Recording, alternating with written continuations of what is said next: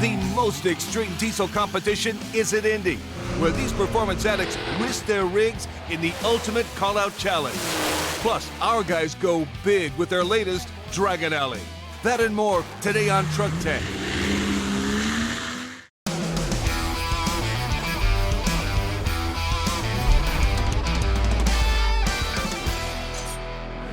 Three of our very favorite things are high-performance engines, racing, and pickup trucks. Now, normally it's hard to find all of those things at the same place, but not today. We're at the mecca of high-performance diesel, the ultimate call-out challenge. Held right here in Brownsburg, Indiana, this event brings together the top 30 diesel competitors in the country. And it's a three-stage, multi-discipline event where they'll compete in drag racing, dyno competition, and sled pulls. These guys got to adapt their rigs to each one, see who comes out on top. If there's an insane over-the-top combination of turbochargers, nitrous oxide, and massive amounts of boost, you'll find it right here. Builders prepare all year for this competition, but not all the trucks will drive out of the arena under their own power. In its fourth year, the Ultimate Callout Challenge has become North America's proving ground for diesel horsepower. And these competitors have thrown out the laws of physics and figured out how to make a heavyweight vehicle go nice and fast. The amount of power these trucks are making is what draws the crowd. Sean Baca with Industrial Injection, to give you an idea, is making 2,700 horse and almost 3,500 foot-pounds of torque or more, which is just insane compared to what some of these other vehicles, you know, your stock gas vehicle comes with 300 horse. One thing that sets this event apart from any other is rules permit major changes to the drivetrain to make the trucks more competitive at each stage. Veteran Sean Ellerton's team is swapping out gear ratios in advance of the sled pull. Compared to the 2,000 horsepower common rail Cummins that are out here, I mean, we're not going to compete with those guys, but we're here to compete with the other Fords. We're here to compete with ourselves, our personal bests. We got 3 different setups, 3 different events. We bring as much as we can, considering that we're bringing a 6-liter Power Stroke to the game. Matt Greger and his pipe feed Sierra is an up-and-comer, getting his feet wet this year, competing with the big dogs. This is my first time at UCC. I've followed the program for a while now. I think it's super interesting to have a truck that has to run all 3 events. It's kind of like a triathlon sort, and I always liked how you have a truck that can do multiple things. We made just under 1,500 horsepower today, right around where we wanted to be. And you can bet next year Matt will be back with a lighter, more powerful truck. This isn't really something you can just go drop off at a shop and have them do for you. They'll gladly do it, but you're going to pay for it. From the look of the weather, it looks like it's supposed to start breaking around 3 o'clock. Rain was prolific the first day and a half. And while head honcho Chris Searle worked out a new schedule with the racers, we had a chance to check out the DPI Expo. Over 125 vendors showcased their wares, with diesel high performance in mind for Cummins, Power Stroke, and the DURAMAX. Mark, how's it going? Good to see you again. Yeah, absolutely, man. A big sponsor this year is AMSOIL, and their HD product manager, Mark Nyholm, knows their lubricants are specifically engineered for what's under the hood of these ultimate race trucks. What special considerations do these guys have to make when choosing and selecting the oil, whether it be for their engine, for their drivetrain, differential or transmission? Engines at this power level are pretty unique. Not everybody has one. I mean, these guys are running 140 pounds of boost in the combustion chamber. They're running super high temperatures. Like you said, 2,000, 2,500 horsepower. I mean, they need the ultimate in lubrication protection to keep their rotating assemblies from coming together. I mean, metal on metal is going to end up grenading these things. It'll lock up bearings. It'll throw rods through the block. So you need great film thickness, great additives to keep that rotating assembly spinning so they can continue making power. I mean, abuse on the track trying to do 150 miles an hour, it's not too much different than the abuse that the guy is doing pulling 30,000 pounds trying to do 85 miles an hour going on the freeway. I mean, they're different horsepower ranges, but the abuse that those engines, transmission differentials they see they're very similar, and you need great lubrication to protect all its components from, again, metal-to-metal contact is bad news. one problem diesel owners face is contamination in the fuel. A fast lift pump cleans the fuel in several ways. It removes water, dirt, and even air, which is why some of today's top competitors have switched over to fast. There's a lot of fuel that we demand on this motor. Fast has a prototype competition 290 pump that we use, and it hasn't failed us. Diesel junkie Michael Dalton pilots the fast Orange Crush for RLC Motorsports. When the opportunity presented itself for us to come up, we jumped on it because these guys that we're racing with tonight are the best guys in this country. What we realized quickly is fast builds the best fuel pump system on the market. Whether you're driving every day back and forth to work, towing a horse trailer around the country, or going drag racing. Steve Darnell has been running one of the original fast pumps on his D-Rod, which is powered by a 12-valve compound turbo Cummins. Today, he's upgrading to one of their new titanium Signature Series lift pumps. Fast has been manufacturing lift pumps since 2003, and we've since gone through numerous changes. Now, our most recent change is the upgrade to the Signature Series system. The Signature Series system incorporates our new shorter extreme water separator and particulate filter, electrical connector, and the biggest change is we've added a third bearing, which drastically reduces the sound of the fuel system, where you can't even really hear it while the truck's running. He runs. Next, the competition heats up at UCC.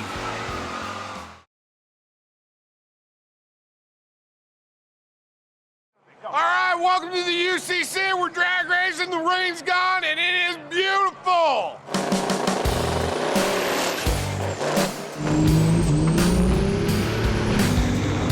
This is where the competition gets interesting. These guys are putting out some super high horsepower, some north of 2,000. Trick is, do they have the truck set up correct, and can they get that to stick to the ground?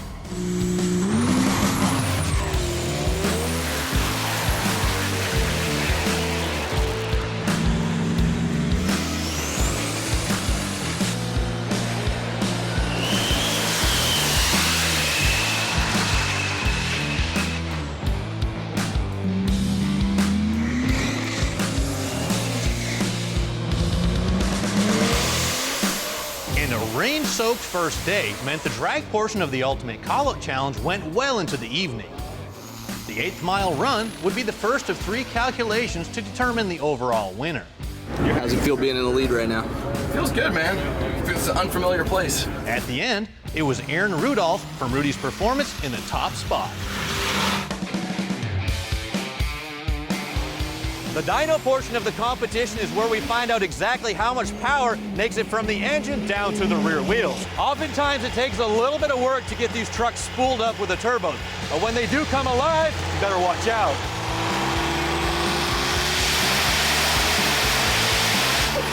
Awesome, that thing sounded awesome when it came alive. Those old 12 valves, man, they're mean. Oh, dude, first pull, 1,736 horse. Nothing wrong with that. Getting it. Todd Welch from Power Driven Diesel has one of the few mechanical trucks in the field. His turbo Cummins is tuned with springs and screwdrivers, no electronics. He needed a strong finish in the dirt to salvage his weekend. If we get it hooked up and going, we should pull real far. We got a lot of traction, but I don't know if it's pulling a mud pit. Never done that. They're prepping the track for the sled pull. This is one of the more brutal events these rigs are going to encounter all weekend. If something's going to break, it's going to happen here. This is where you separate the boys from the men.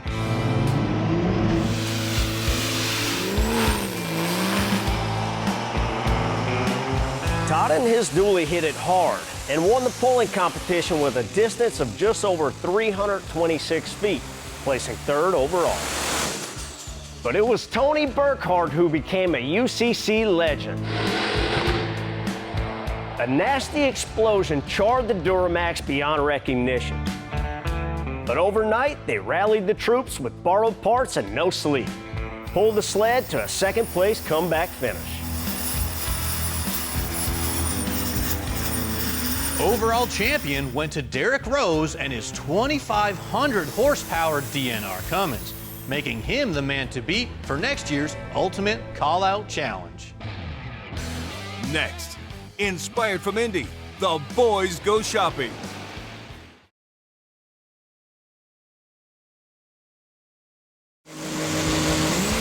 It was an awesome experience to see some of the action at the UCC, and it really opened our eyes as to how much fun a diesel pickup can be. It was even hard to pick a favorite event, as the racing, dyno competition, and sled pulling were all a tremendous display of horsepower and torque. In fact, We got so inspired, we decided to build a truck of our own. And that meant it was time to go shopping. For our high-performance build, we were torn between choosing a Cummins-based truck or a GM DURAMAX-based truck. And as you can probably guess, we chose the DURAMAX. Dude, I found it. 2019 L5P. This thing is awesome. Love it. Well, here's the problem. L5Ps, they make great power, but they just barely crack the codes on the computer and they're able to tune them now.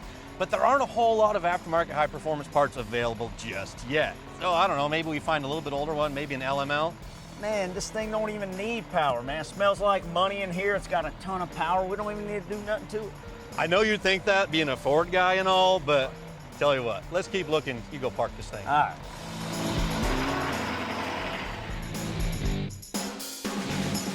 The next oldest DURAMAX right behind the L5P is the LML. They were made from 2011 to 16, and they put down 397 horsepower and 765 pounds of torque. But my favorite thing about the older LMLs is there are plenty of high-performance options available, so we can build this truck anywhere from mild, which is Austin's favorite, all the way up to wild, which is where I'm more comfortable. Born to be wild, dude. This bad boy is wrapped in the 2011 GMC Denali, which is what we wanted for its confident features. We already kind of have an idea on what we want to do. Let's just get it back home so we can get started on this build. All right, hit the road.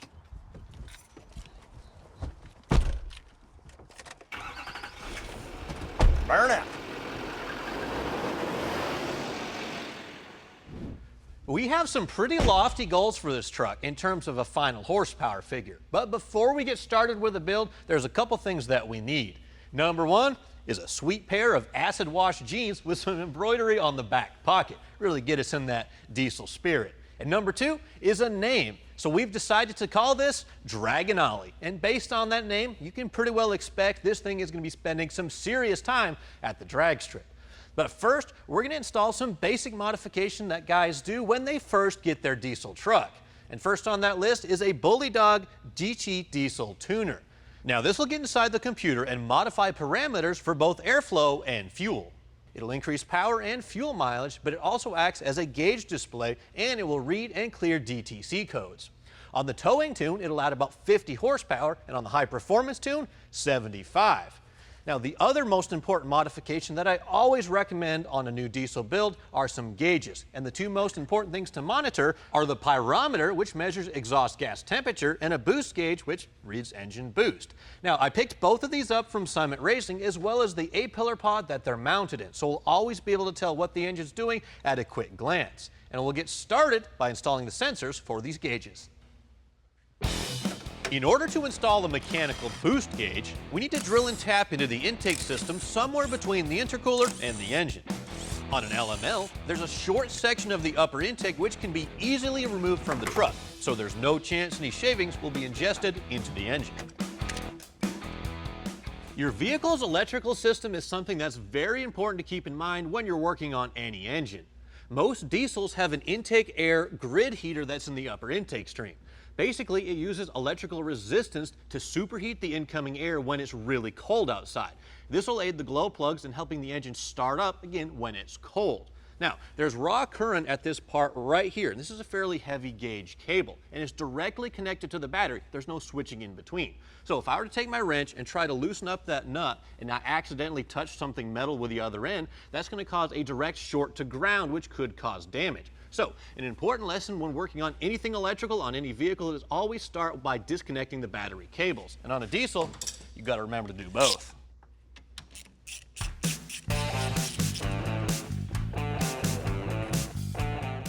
With the power feeds safely disconnected, the upper intake is removed, and we'll drill a pilot hole, followed by a 21/64 bit. Then the 1/8" NPT tap cuts the threads. Some Teflon tape is applied to create a seal. The fitting is screwed in. And finally, we'll blast the intake with air to ensure it's fully clear of any debris. Then, it's just a simple matter of reinstalling everything back onto the engine in the reverse order of which it was removed. For the most accurate reading, the thermocouple, which is the sensor for the pyrometer, needs to be as close to the cylinder head as possible, which means it goes into the exhaust manifold. On a DURAMAX, it's easiest to access the passenger side manifold through the wheel opening, and there's a nice flat spot on the rear of the manifold to tap into. This uses the same 1/8" pipe thread as before. Once the adapter fitting is screwed in, the thermocouple slides in about 3/4 of the way, and it's secured with a set screw. The wires are run up and across the cowling, through the firewall, and fished up near the fuse panel. The stock A-pillar trim is removed, and it gets replaced with a new pod. When wiring gauges or any 12-volt accessory, it's a good idea to check the service manual to find the best place to tap into power and lighting circuits.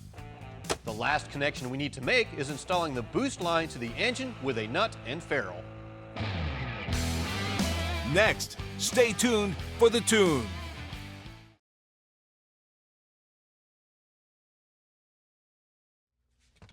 We've got our gauges installed, everything's wired up, plumbed in, and ready to rock. So now it's time to add some power with our Bully Dog GT diesel tuner. Now, I've got it stuck on the window just so you guys can see how easily this thing installs. But after that, it's going to live on the windshield. And that means, as soon as we get this thing in, it's time for a test drive.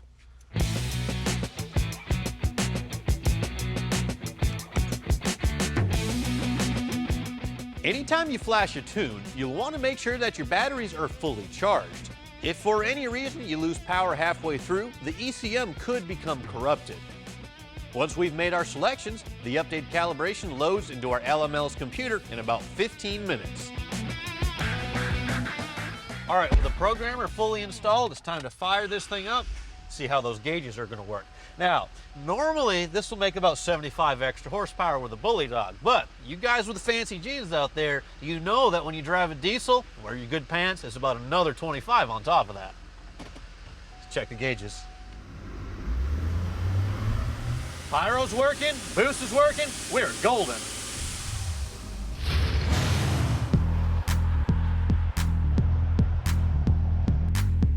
You know, right away, the first thing I noticed with this GT tuner on here from Bully Dog, it's the response. I mean, I'm not even like trying to go fast. It's just the pedal feel, you know, you just get it a throttle little bit. response is right there. Exactly. Yeah. You take off from a light, before it was like there was a big sponge between your foot and the pedal. Now it's just like you put your foot down, you're going. There's no waiting around. It cleans that up for sure.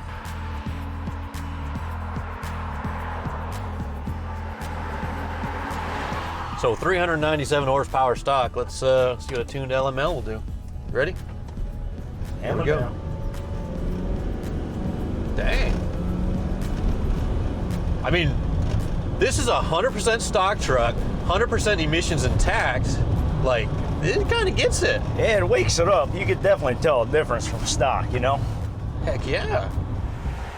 And we're gonna take this truck to the extreme in the coming weeks. We're talking lowered suspension, blacked out exterior, and even compound turbos for the 6.6 DURAMAX. Hot Shot Secret has a two-step treatment plan that'll create and maintain a healthy fuel system on any diesel truck. And it starts with Diesel Extreme. Now this will clean out your tank, lines, injectors, and injection pump. Plus it'll give you a 7-point bump in cetane. And this stuff is so effective you only have to use it every 6,000 miles.